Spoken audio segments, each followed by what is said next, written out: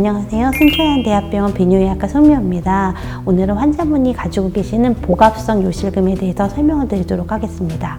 복압성 요실금은 아랫배에 힘이 들어갈 때, 즉 기침을 할 거나 재채기 할 때, 혹은 뛸 때, 아니면 줄넘기 하거나 아랫배 쪼그려 앉거나 아니면 무거운 물건을 들거나 이렇게 아랫배에 힘이 들어가면 자기도 모르는 사이에 요도 관략근이 열려서 소변이 새는 질환을 말합니다.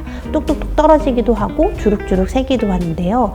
우리가 이 복압성 요실금 같은 경우에는 나이가 들면서 이 골반저 근육이 약해지는 것들도 있고, 이전에 분만이나 출산을 하면서 이것들이 얇아지면서 원래는 요도 관략근이 꽉 잡아줘서 소변은 그 머리에서 명령을 내려서 난 지금 소변을 볼 거야, 문을 열어 할 때까지는 이 요도 관략근이 자기가 꽉 잡아주고 있어야 되는데 힘이 없다 보니까 아랫배에 힘이 들어가면 이 골반저 근육이 자기도 모르는 사이 열려버리고 요도 관략근이 열려서 생기는 질환입니다.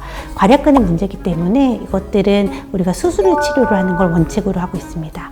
약물 치료가 있긴 하지만 별로 효과가 없고요. 수술 치료가 한 30분 정도로 간단하고, 그렇기 때문에 수술 치료하면, 그리고 대부분의 환자에서 그 이전으로 우리가 이제 복압성 요실금이 생기기 이전으로 골반저 근육이 괜찮았던 그 상태로 돌아가기 때문에 수술 치료를 하시면 되겠습니다.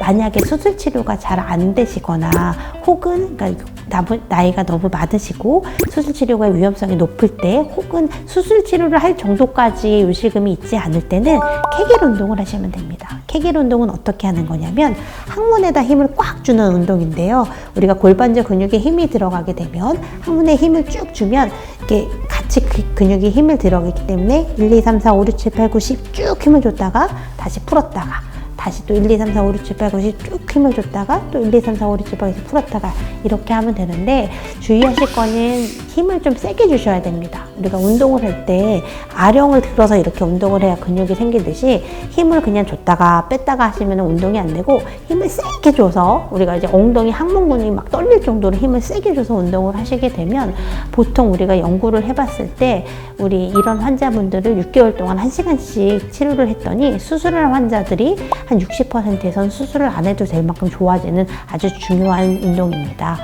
수술을 하시는 분들도 이 운동은 앞으로도 계속 좀 하셨으면 좋겠습니다.